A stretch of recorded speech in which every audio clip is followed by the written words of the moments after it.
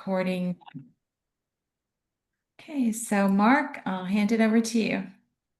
Okay. And good afternoon, everybody. I'm Mark Hernandez. A little facts about me is that I've worked in the state of Texas for about 33 and a half years, most of it with the Attorney General's office, and a good portion of that with the Attorney General's office was in the grants division, grants administration division. I handled on my side, I was a supervisor for the financial part, that my accountants would take care of all the invoices that were requested, and they would go through the process of reviewing it, and then either my manager or I would do the final review before it went over to accounting for payment. And then on the other side of that was with my auditors, and my auditors would go out there to do what we're required to do in subrecipient monitoring, auditing the programs for compliance at that point. After about 28 and a half years, I moved over to TEA, Texas Education Agency, and was the director of the audit part. That's where Roger and I got together and worked and everything. Roger was my manager until I left, and then he became the director of the audit division in that area. And then finally, I kind of worked my way back to where I kind of feel like home, which is TASA, Texas Association Against Sexual Assault. When I moved over to the grant section, there was only one division that actually was doing grants at that point, which was the sexual assault division at that point. So to me, it's like coming home, starting with that and developing the infrastructure for grants at that point there. And then, so that's kind of where I am in this point. I guess I have close to maybe 7 or 8 hours, 8 years of working with TASA, and that's where we are. So anyway, I thought that would be a kind of an appropriate and kind of relevant area to talk about federal grant closeout process. One of the things that I saw throughout my time at primarily more at the OHE, is that a lot of programs ended up finishing up and closing out with a lot of money left over. Some would be a couple of thousand, some may even be 10,000 or more. And as a funder, we want organizations to close out with as little money left on the table, as we call it. And for one reason, you want to make sure that, as you do that, if you leave a lot of money on the table for the funder, in a good period of time, they don't have time to use that money for other grants at that point, unless those funds actually have a part where they can keep it for another year. And if they do that, then we would just go ahead and put it into the budget for next year and make sure that all the dollars from the previous year gets spent before the new dollars. So we used to call it old and new dollars. So I think this is a good point of trying to figure out your closeout and trying to get as close as you can to doing, mitigating any dollars left in there and using the resources as much as you can as you've been awarded.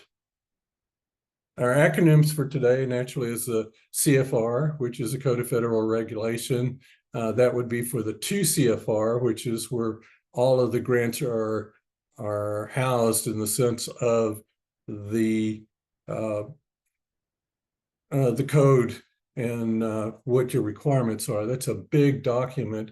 Some areas or some people, even the feds, will kind of short it and just say it's the Uniform Grant Guidance, but they're both the same in that sense. We'll be talking about HHSC, which is the Health and Human Services Commission, OOG, which is the Office of the Governors, OAG, which is the Office of the Attorney General, and then finally TASA, since we have grants, we're a pass-through entity at the same time.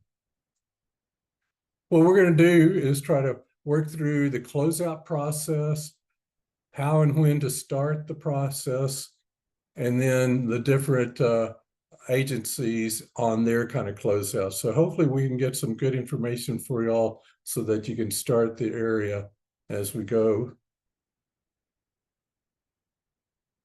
So why do we need to do a closeout? Well, one thing, it's required. All the funders, whether you're a direct recipient or a subrecipient, a direct recipient is one where you are getting a grant directly from the feds. So in that sense, it's a direct, and you're considered a recipient. All other are subrecipients, and in that sense, a subrecipient is when the feds provide the money to a pass-through entity. That pass-through entity will then go ahead and award out to what we call the subrecipients for that particular grant. So you're either kind of one or the other as we go, and that's going to make a difference in a lot of the part of your closeout. So the other part of the closeout is to end your obligations for that fiscal year, and it also releases any future liability for that fiscal year. So that's a good part of it. And then naturally, as I was talking about, between subrecipients and recipients, there's going to be a significant closeout days, and we'll talk about why that kind of works out. Why on the federal side you may have 120 days, where on a subrecipient side you may have something down to less than 30 days, and we'll kind of explain that. I think it helps when you start to see and understand what your funder is doing and what they have to do. It'll make more sense on your closeout that, oh, if I'm a subrecipient, I don't have as much time and I need to plan a little bit more. And if I'm a direct recipient to a federal grant, that I'll have more time in that regard.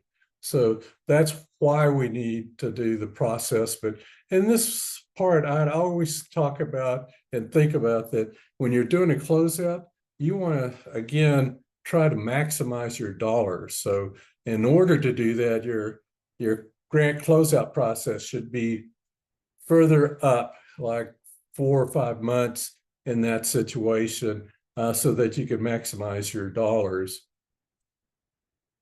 So again, here we go with subrecipients, or recipients will receive no later than 120 days from their grant period to close out a grant. And one of the reasons for that is that as a federal agency, they're reporting either to the legislature or primarily than anything else, and they have a little bit more time to compile all the information from all the programs that they have, and then provide it to the legislature in that situation. So now you may have some federal agencies, individual agencies, that will have a shorter timeline than that, but by the TCFR standards, 120 days is the furthest they can go out for your closeout. Now, if you're a subrecipient, like we talked about, you're getting money from a pass-through entity. And when you think about it, in that pass-through entity, they need to report on everything that their grants are doing. So in that situation, most pass-through entities will have at the furthest end a 90-day closeout.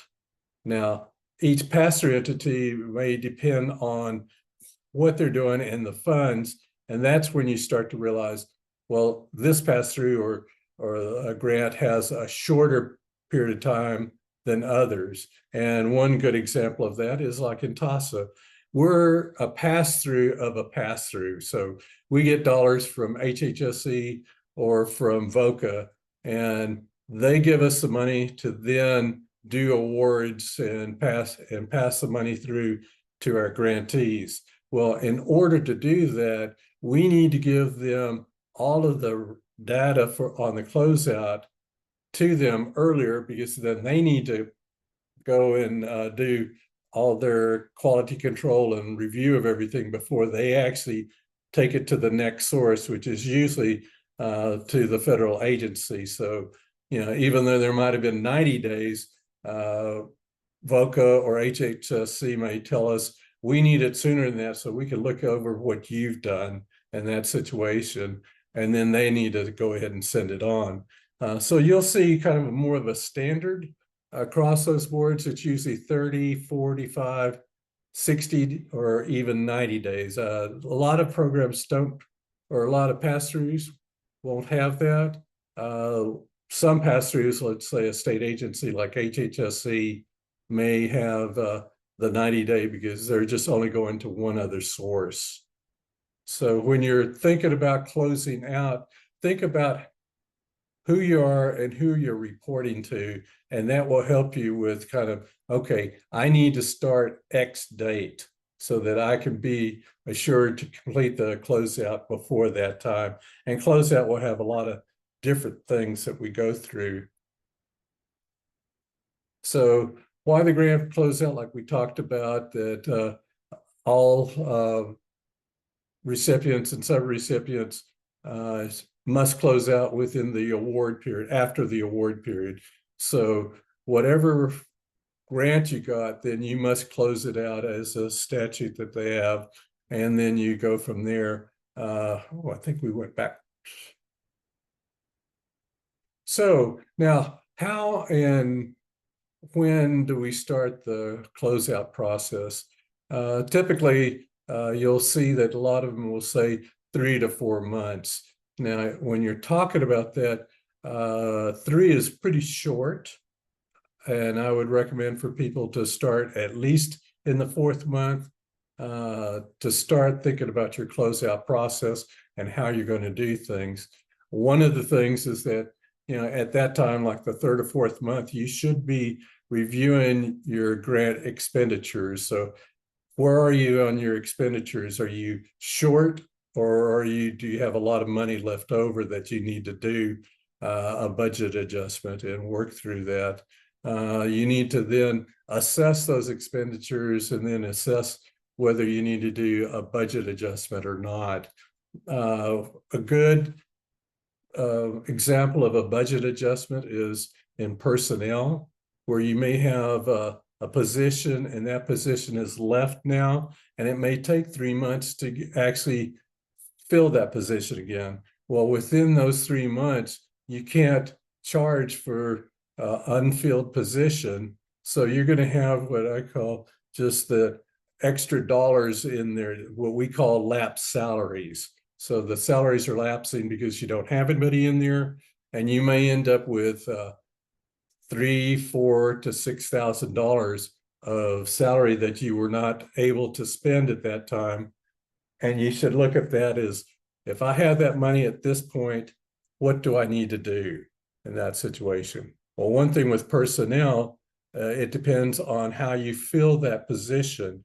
If you fill that position with a less experienced person, more of an entry level, then you're not going to be having to do your award or your dollars or the contract on that at the level that that person had left, if that person was a seasoned person that on staff.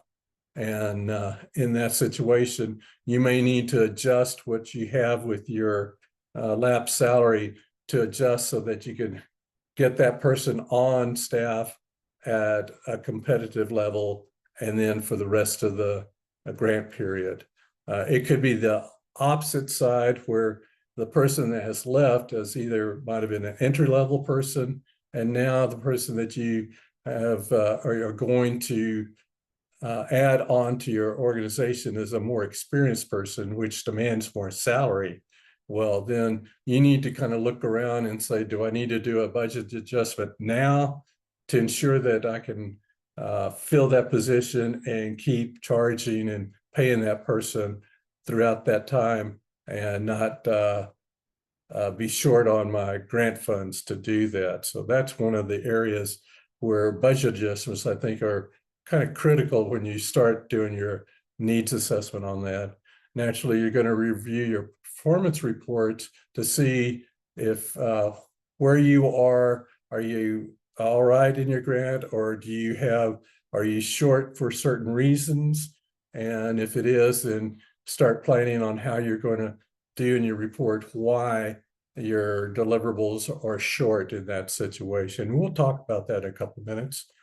The last couple of things that you need to do within that and your process and thinking about is reviewing inventory compliance. Most organizations usually don't have an award for assets, something over at that time $5,000, and now with the new 2 CFR it's $10,000. So most programs may not have an inventory, but you need to kind of review it to see if you need to do something. And we'll also talk about some uniqueness in the inventory kind of compliance part. One of the other areas as you start that, you should be reviewing for your audit compliance. Are you required to do a single audit? Are you also required for whatever funder that you're using to provide audited financial statement report? Even if it's not a single audit, some agencies want that report that's just a regular audit, as we call it. So you should review that and see, do you comply with your contract now at this time? And have you already returned it, or is the timing in there different so that you need to know which audit do you need to file to be in compliance for that specific grant period, the year and everything. And then the last thing you should be kind of looking at is the review of your records retention compliance. We'll be talking about the kind of the differences that some funders have, and it's usually tied to money in that direction, and whether they're a pass-through or a federal agency in that situation. Do we have any questions before I go on? Just want to make sure that I'm not moving too fast, and that if you have any questions on this part, that we can have a little discussion or I can go further.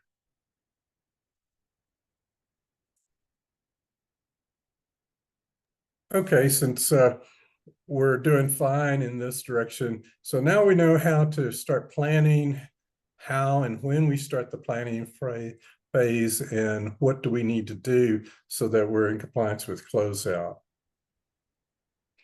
Now, as we talked about in your closeout process, typically there's two things that I consider the reporting process, something you have to report for closeout. And there are typically two parts: the final performance report, which could be named in different ways, that you need to provide. And usually performance reports are non-financial data. It's the other parts, demographics, who you served, other things like that.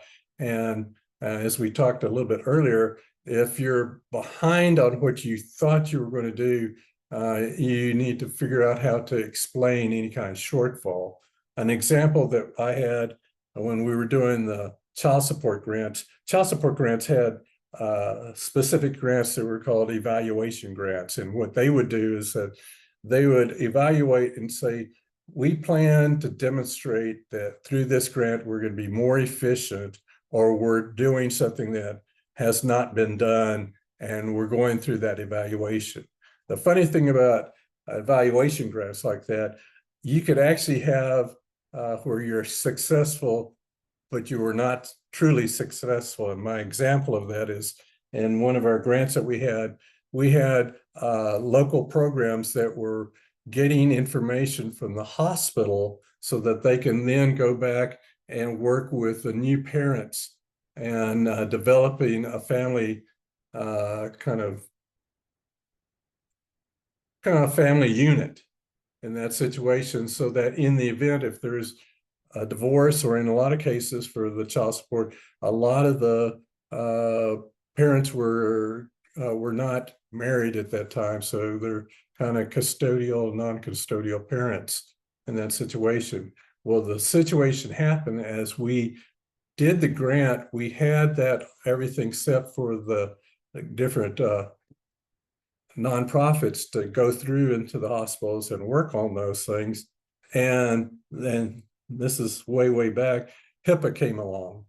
And HIPAA fairly much cause that particular grant not to work because the programs could not get that information on the patient or the patients, the families that were involved in birth at that particular time because of HIPAA. Well, we went through it. A lot of the grantees and child support worked hard to try to get information from the hospital, but it severely impacted that grant. When we put in for our the explanation that would go to the organization that would evaluate the grant on whether it was successful or not, it deemed that we were successful in what we tried, but the limitations were the HIPAA, and we couldn't do as well. So that's a good example. Another example that might be for most grantees could be that the grant started on a certain time, let's say September, but for whatever reason, the funder couldn't get the award out to the local programs till about 3 months. In some cases, I've actually seen one case where it was actually 6 months, and that's because it was held by the feds, and that was during the time of the sequestering process where they were going to look at reducing the dollars and the grants and everything. So it actually took almost at that point, 6 months before they could actually truly start, and that the state agency could actually get the grant out there. Now, the grant document actually said it started in September, but it truly wasn't awarded until, let's say, December. So there's that long period of time where programs were going through the startup and they couldn't start up and hiring people because they still didn't get the grant. That's a good reason to put into your final performance report that was a reason that you were shortfall in your demographics and everything. So those are different ways that you can explain away some of the things that happen if you're not as successful in your performance than you thought you were at that point. And then the other part of reporting process is your financial reports. And in that process, naturally, it's budget adjustments before final invoices, and each agency does that differently. So we're going to talk about those as we go into the agencies and how their timelines may be much different from the others. But those two I consider the reporting process out of closeout. The next part of closeout for the process are the things that may or may not be requested in closeout. So like an inventory report, a lot of funders may only require it if they want that or need that. And a lot of them will just have it in their contractor, so upon request. But you need to know that if there is inventory, that you need to have that process down just in case you get asked about that. Or on the audit report again, that should be by whatever your audited financial statements and your year end. So in a lot of cases, most of the financial audited reports are done before and needed to be submitted before the closeout.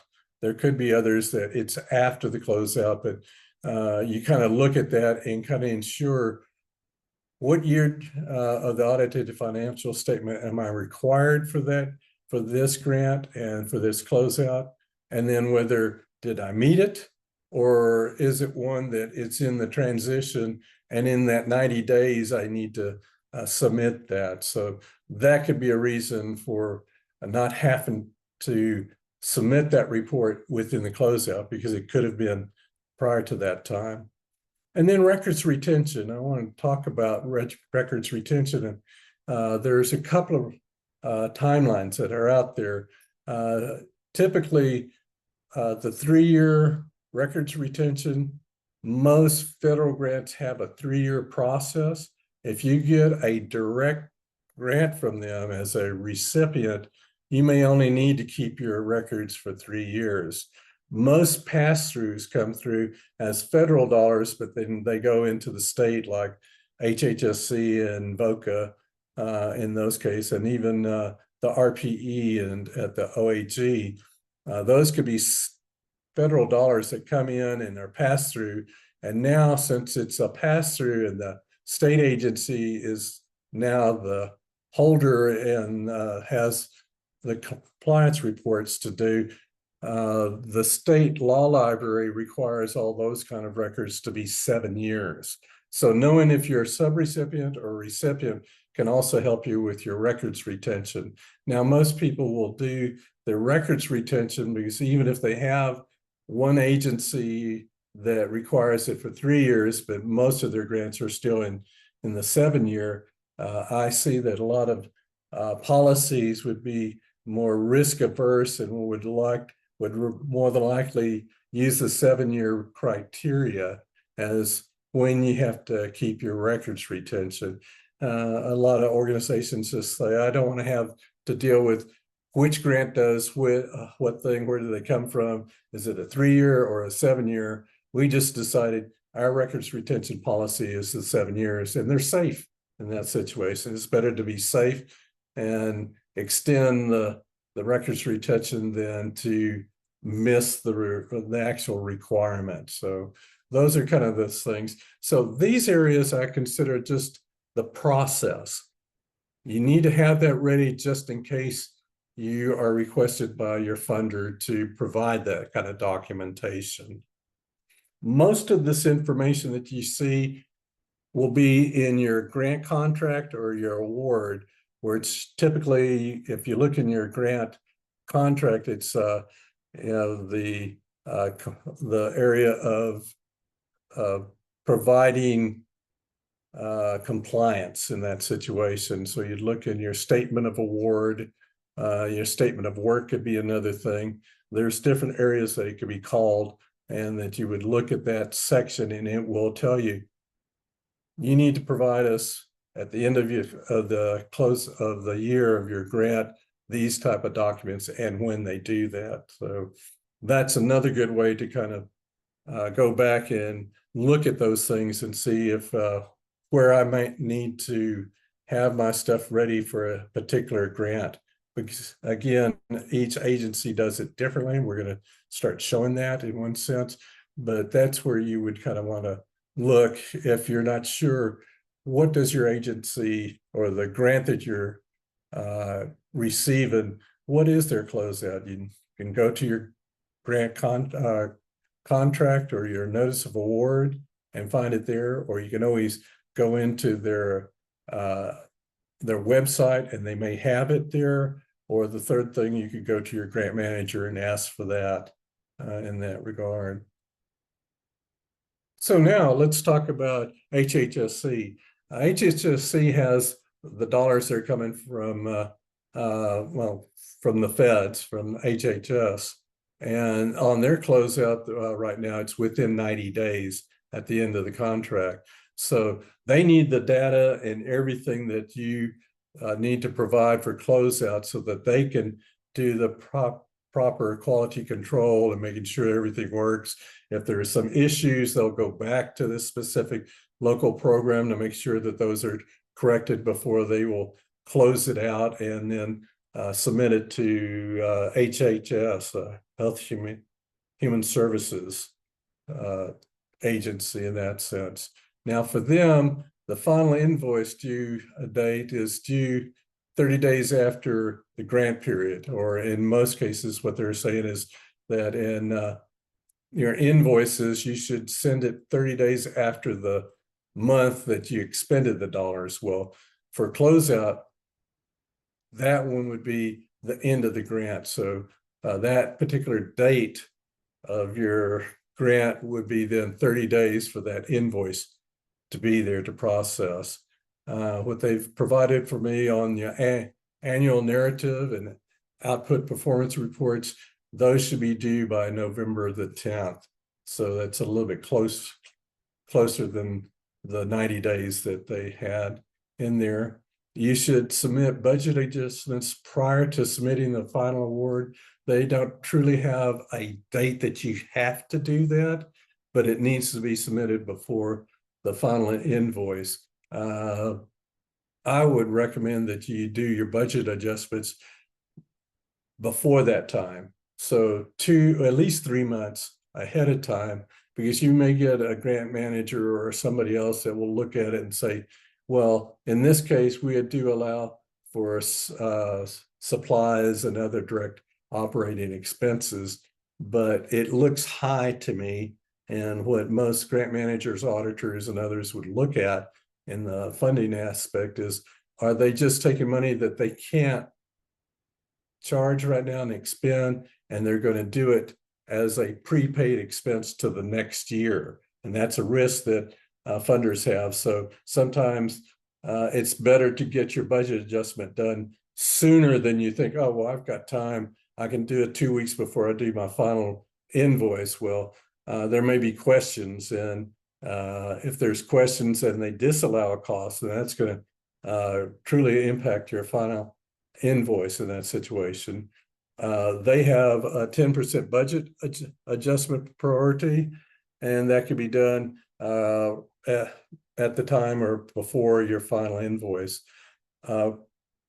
Agencies that use the 10% budget adjustment is they allow you to do 10% of your total budget and adjust it in awarded categories and awarded line items. And you don't truly need to have somebody to review and approve that, because they think 10% is not significant to the contract and to the budget. So as long as you're taking it from one awarded line item to another awarded line item, that they're okay with a 10% budget adjustment. Does anybody have any questions about HHSC if you have a grant? Because those are very unique to local programs that have grants with HHSC. We can also talk about it later on when we have the Q&A, the questions and answer part, but I wanted to talk about that first. And if you have any questions, you can always just submit it in the chat. Now for VOCA, like I said, each agency does it a little bit different. For VOCA, what they want you to do is go into the eGrant system and look in the ribbon where you have the part for your, whether you're active or you have anything, or you're on financial hold or anything else. That area will actually give you the project liquidation date, which is the closeout date. Terms are always synonymous in that situation. Some agencies will call it closeout, others are liquidation date, but they mean the same thing.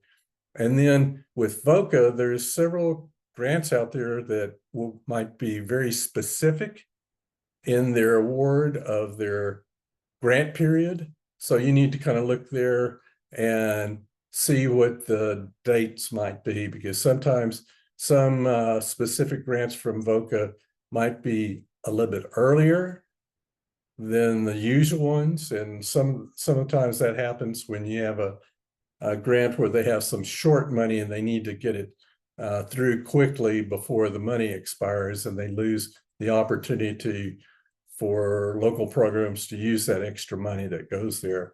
So again, you need to look at the ribbon on the eGrant system and see what the actual due date. So that's more than their standard. Like others will say, we have a 30-day closeout, or we have a 45-day closeout or so. They want you just to look and see for that particular grant that you have, what is the due date. And it might be earlier than most grants in that situation. Then submitting your final FSR initiates the closeout process. So when you send your final FSR, it will click into them that now you're going to be in the closeout process, and it will go through that, and we'll see kind of things on the ribbon as that happens. Grantees must naturally submit all financial performance reports, any other things that you need to submit for closeout. And again, it's required by your terms and conditions of the award. So that's the place to go and say, okay, what do I really need to be in compliance to close my grant out?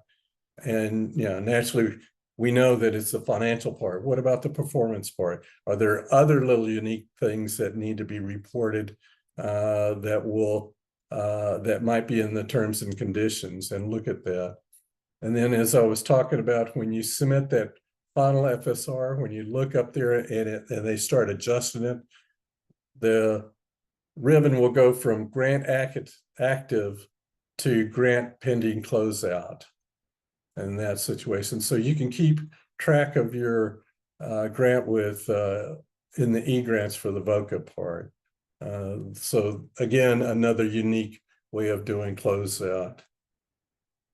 Again, does anybody have any questions? I know I'm kind of putting this out pretty quickly, but I want to stop so that if you do have anything, you can do that. And again, if you feel more comfortable about just asking for information, you can always contact me at my contact point. I do the technical assistance, and I can do that for you if you don't feel comfortable about asking questions during this training session. Now, the OAG, the Attorney General's office, their closeout process, they've decided that the completing closeout will be 20 days after the grant year end. Now, that could be for a reason that they need to provide some stuff if some of the money is coming from HHSC down to them and they're passing it through. They may want that 20 days to make sure that they can get all the QC before they send the closeout stuff to HHSC.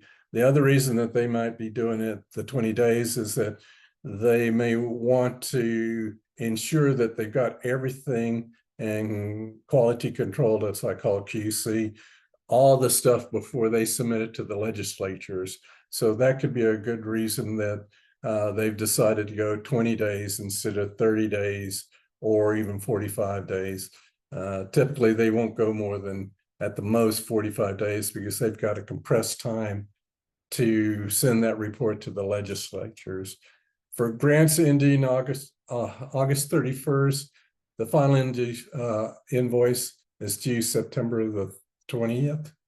So remember that as you're going through and you're getting close to the closeout period. When do you need to put your final invoice for the OAG?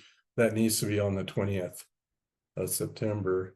For this year's block grant, the last budget adjustment is due, well, was due June 16th, 2025. And that's kind of when I was talking about much earlier about doing the grant closeout process early, like 4 months out. These are kind of the things that will help you so that you can ensure to do your budget adjustments and get the most out of your award and spend those dollars down. And in this case, if you haven't done that as of this time, and we're already in the July 1st, I think now, you could contact your grant manager and see if there's an exception or anything else. Now, one of the unique things with OAG, if you do a budget adjustment at that point, which is less than 3 months till the end of the year, the grant period, they will not allow you to increase the supplies category or the other direct operating expense. They look at that if you're putting money in there, how risky is that you're actually paying for things that will be used in the following grant. So as I would call it in auditors would be prepaying for expenditures that are truly where they're going to be used in the following year. So that's their logic within that. And again, contact your grant managers more for the personnel changes, because that's part where you're going to have more significant budget adjustments or movement in your dollars because of personnel changes, as we talked about before. You could have a position that was funded at a certain level, and because now you got somebody greater, more experience, you're charging, you hope to charge more to that grant because you had that salary demanded it in that situation. Or like we talked about in the opposite way, you had an experienced person and now you're hiring one that's more entry level. Well, that means that on your budget, you'll have money kind of in reserve, or that you're not going to be able to charge because now their charge is actually at a lower level. That's the time to kind of work with them so that you can maximize your dollars in your budget adjustment.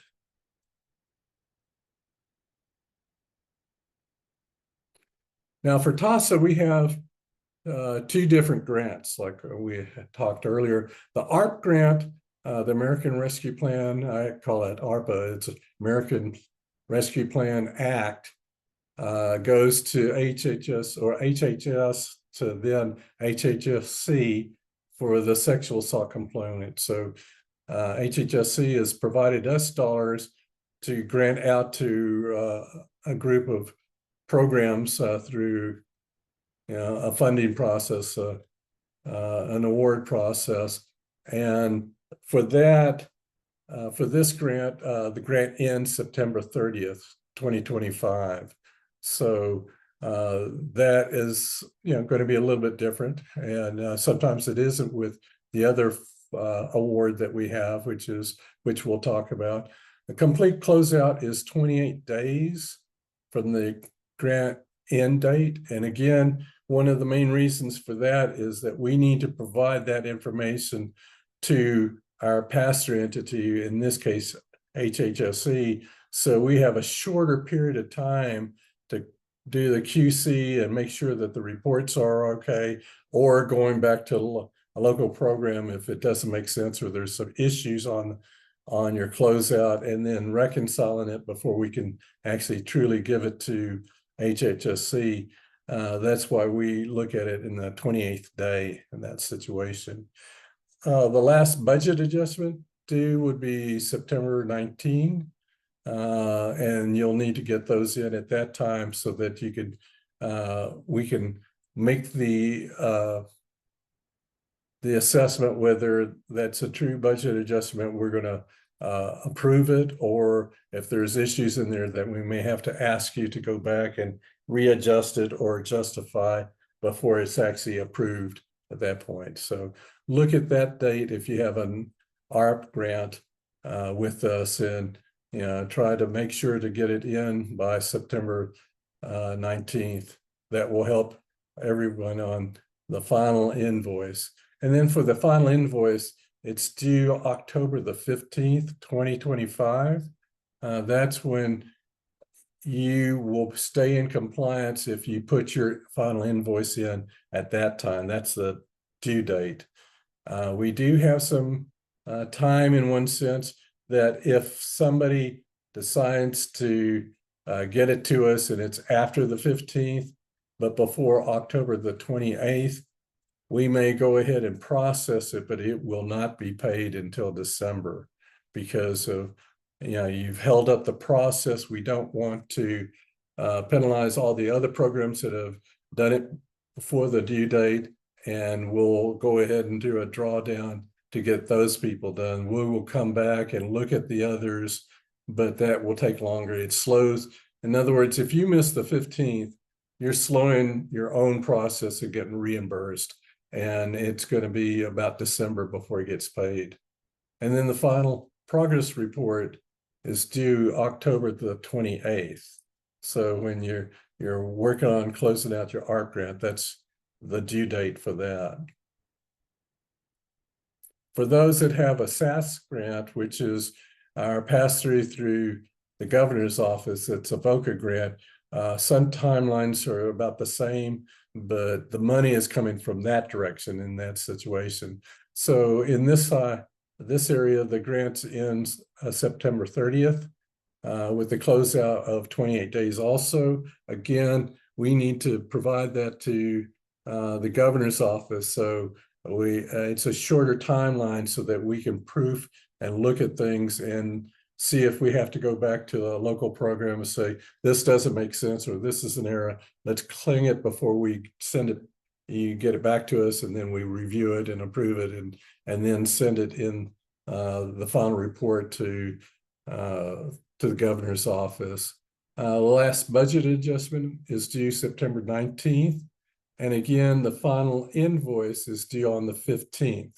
So again, when you're doing your closeout, remember October the 15th. Anything that is sent to us and hits our system after the 15th will not get paid till December. At that point, it's the same thing. And then the final progress report for that particular grant is October the 28th. So hopefully you've got an idea of what each agency is doing. Tim, do you have something?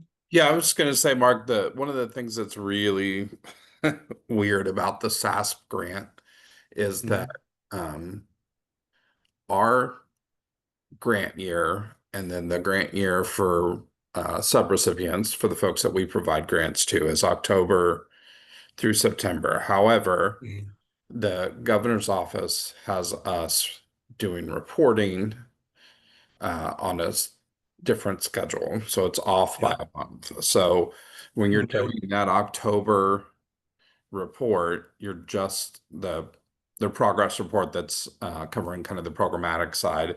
It's actually just covering September because in September, and I can't remember, it's like the 13th of September, 12th or 13th of September, you'll have to do a report from the previous 3 months. So it's kind of weird, and it's just because the governor's office reporting schedule for us is a month off of what the actual grant year is.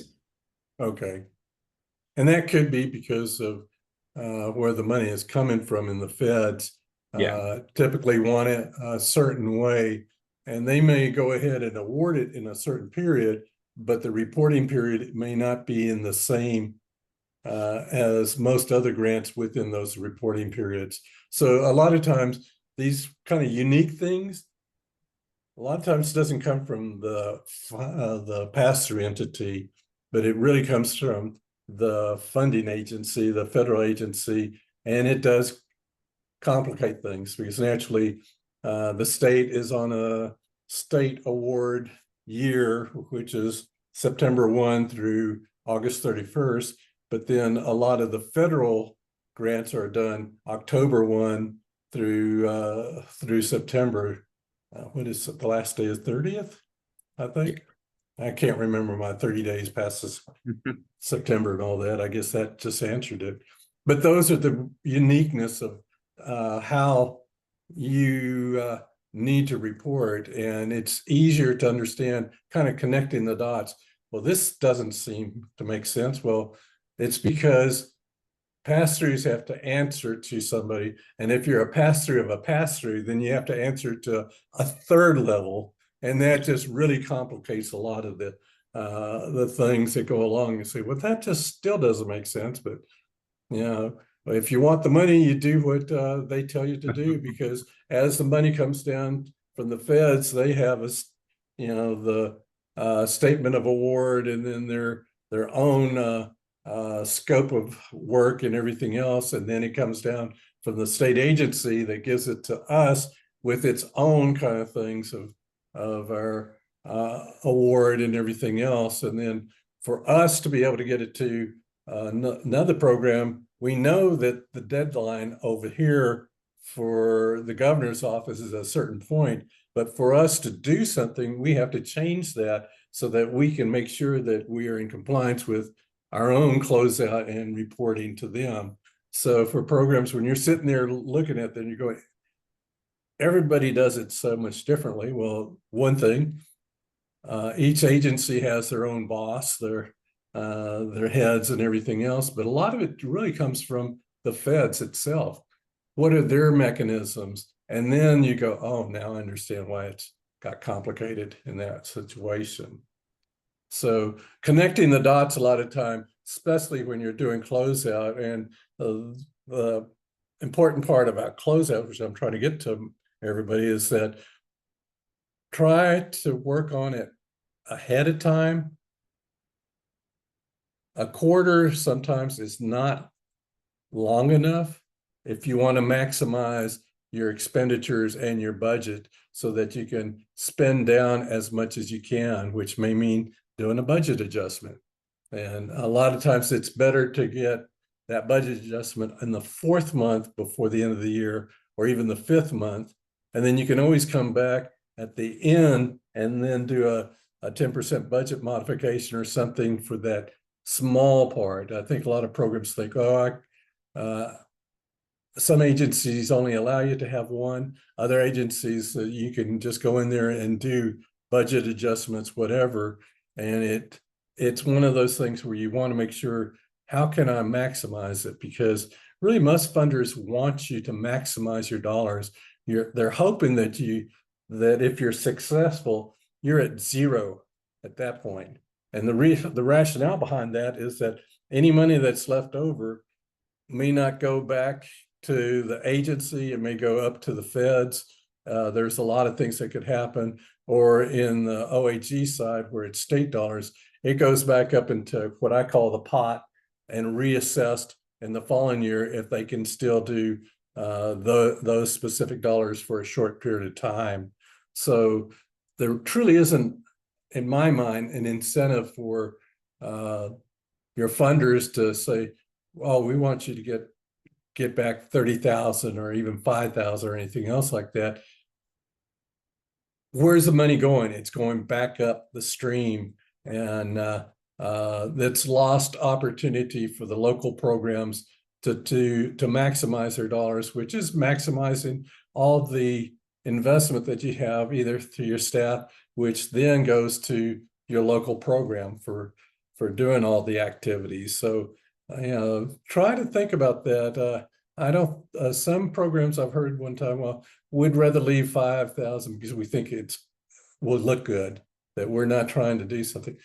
There truly shouldn't be an incentive in that situation. That do we want to get those monies back in that situation? That's my preaching for today, and I'll get off my soapbox.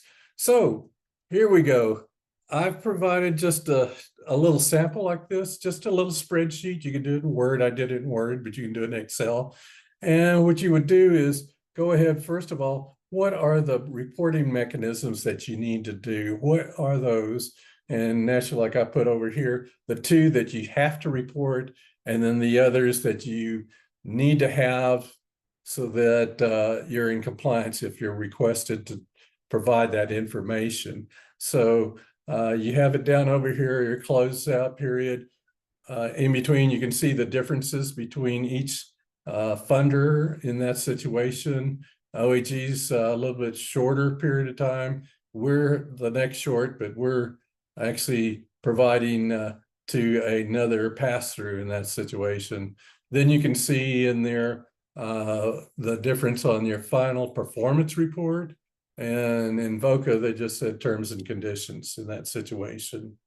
OAG just asks your person, but you can do a small spreadsheet, Word, or like I said, or Excel. I like Excel, but I put it in this, and then just map it out so that at, I would say 5 months out, you look at it, you go, oh, now I know what I need to plan for to start maximizing and start making sure that I comply with all the terms and conditions of my grant in that situation. So you can see in this case, final closeout, financial, those kind of things. And look again in your grant documents or the funder's website, or if it's still not quite clear, go to your grant manager and they should have that information. Again, budget adjustments are different for each agency. Inventory report primarily so far that I know of, that agencies haven't requested for that. And the main reason is that most grants don't have as much of dollars that they would be using for assets when your assets have actually gone from 5,000 to 10,000 now. So that's kind of one of the reasons in there. And then your records retention. So with that, does anybody have any questions that we could discuss?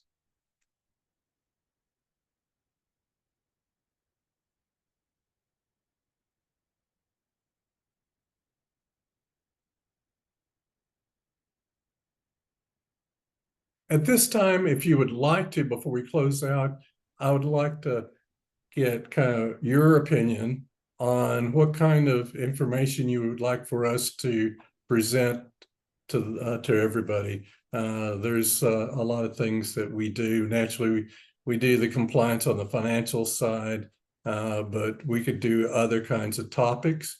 They're grant-related topics. We can do that in that situation. And it could be all kinds of different things that you think you might want to know or look at for, grant compliance or anything else like that. But some topics could be even, how do I do a succession plan? I know that I'm planning to leave, and how do I make sure that the organization is in good hands when I leave? That could be a topic. A lot of different topics that go through there. We will be talking about two tomorrow, which is conflict of interest and the cost allocation plan document. In other words, how do you document cost allocation in that situation? But there's a lot of other things that are out there that you may want to know, and that we provide those kind of services. I know we provide board training to a certain degree. Rose does a great job with board training if you are looking for something like that.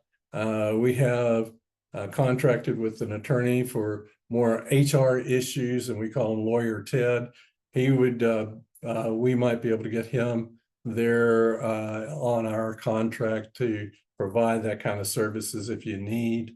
And then I do some board training, more compliance on board training. So duties, responsibilities, things like that, due care, other things like that. But there's a whole list of things that, we try to help y'all out, but we also like to have ideas for other things that people are interested.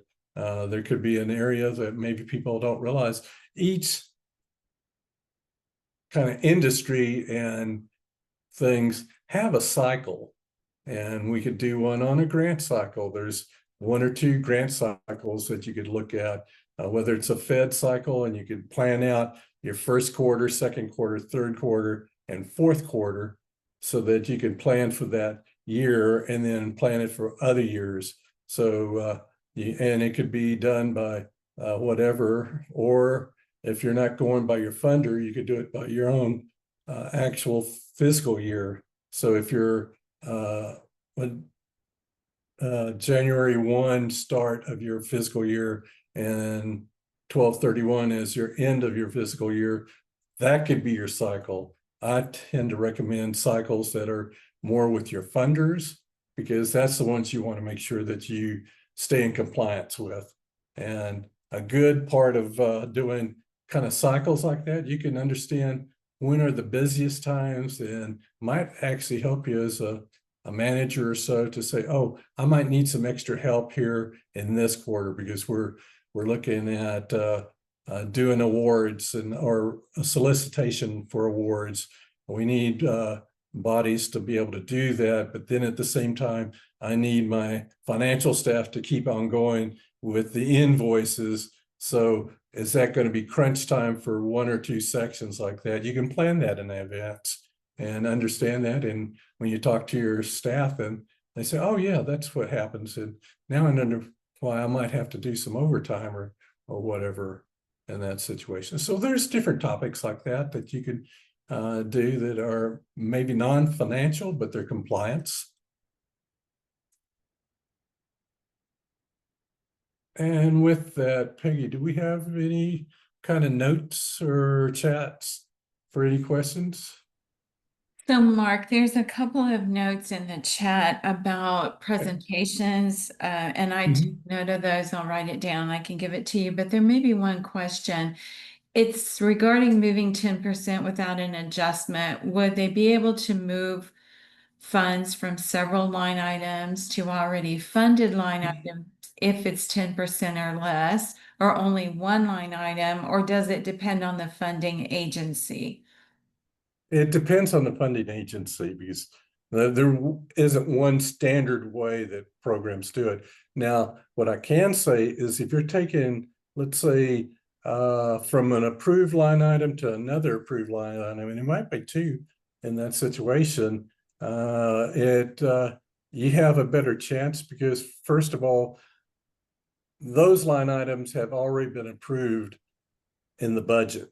So there's good rationale that you can use for that. So an example of that, let's say for some reason you had somebody leave and you're bringing somebody else on at the same dollars, but you only had 1 month difference instead of the 3 months. So you may not have that much money that's in your lapse salary, but if you wanted to take it down to, let's say, travel, and it's enough to use travel for another position that's on the grant, that you could ask for that money to be moved down to travel.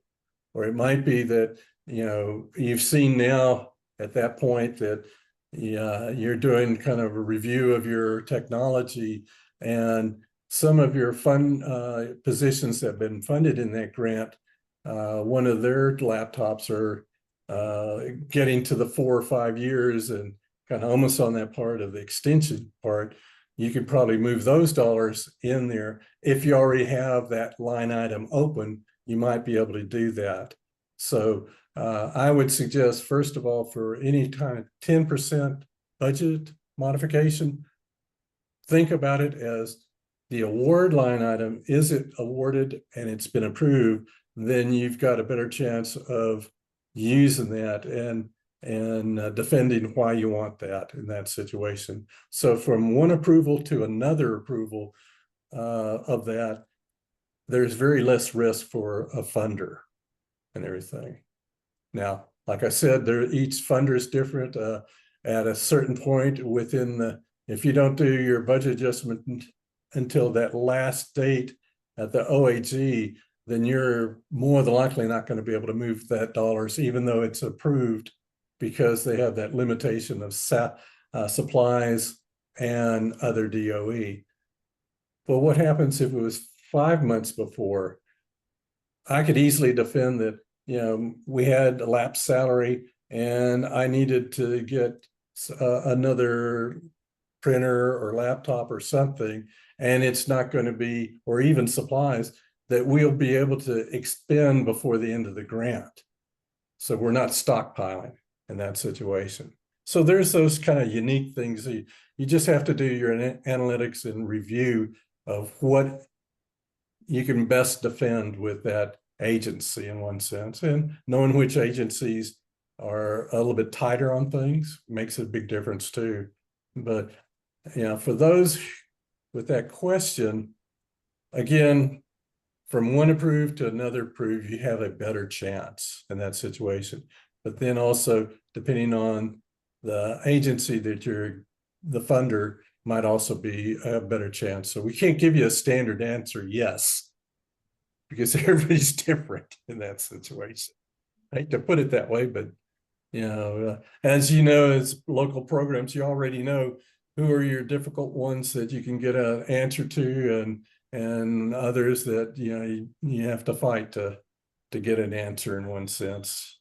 You kind of got those ideas, and then you just figure out, okay, especially with a budget adjustment, what can I do and what can I defend? Because if they're going to ask you questions and you have a good, reasonable answer and rationale for that, then they'll say, oh, that makes sense. Yes, we'll approve it. Think in those kind of lines. Other things, I think, Peggy, the other two things, maybe Tim can help if that's about getting the slides or any other things. In this particular one, I didn't have any handouts, but I know tomorrow I'm going to have at least 4 handouts. Is that the question, Peggy? I didn't see any question about the slides. Did I miss that? Okay. I did see some topics for to talk about in-kind match requirements and. Okay, good, good. Tim, can you go through how to get the slides for this presentation? I I think Mark, you were just saying that there aren't, right, the slides are not for this one. The slides are in there. I Okay. just don't have any handouts for this one. Okay. Yeah, Tomorrow, the slides are in there, but the handouts are there, and you should expect 4 handouts that you can download. okay. Yeah, I'll show folks real quick. Do I need to stop sharing? Probably. Might let me kick you off.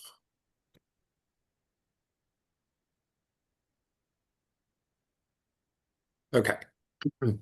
So most of you should have access to something that looks kind of like this. It's your kind of hub for this finance conference for yesterday, today, and tomorrow. When you first log in, the homepage looks something along these lines. Let me make something smaller so I can see it fully. And then if you click on your schedule, it'll give you all your sessions. And then if you click on the title, so let's look at, get the right one. If you click on the title of the workshop, then up here in the right corner, there's a icon with the word resources underneath it. And then again, if you left click on that, you can see that you can download the a PDF of the PowerPoint slides. So it'll be like that for all of them. If you click on the title of the workshop, then in the top right corner will be the resources tab, and that'll be, so tomorrow there'll be 4 handouts that you can also download from that.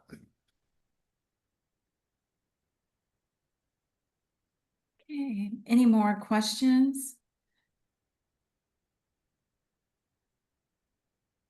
And if you would, please complete an evaluation for this session. The link is in the chat. And thank you to all the participants, and thank you to Mark for sharing your expertise.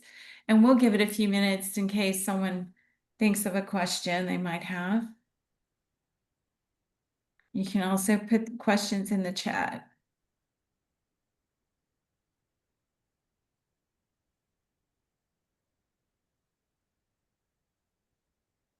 Mark, did you have anything else? No, if you're concerned about even doing in the chat or anything else, you can always send questions directly to me from my email address that's on the slides.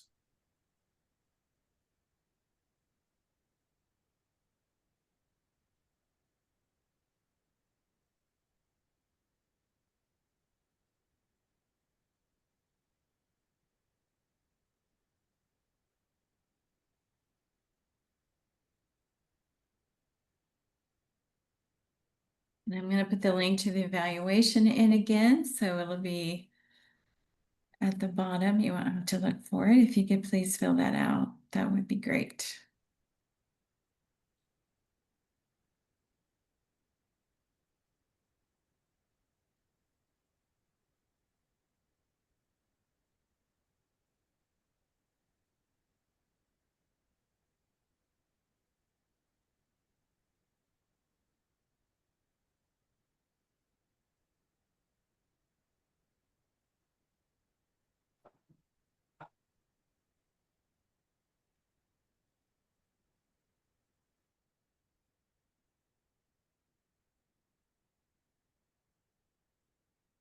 Peggy or Roger, could you make sure to get those kind of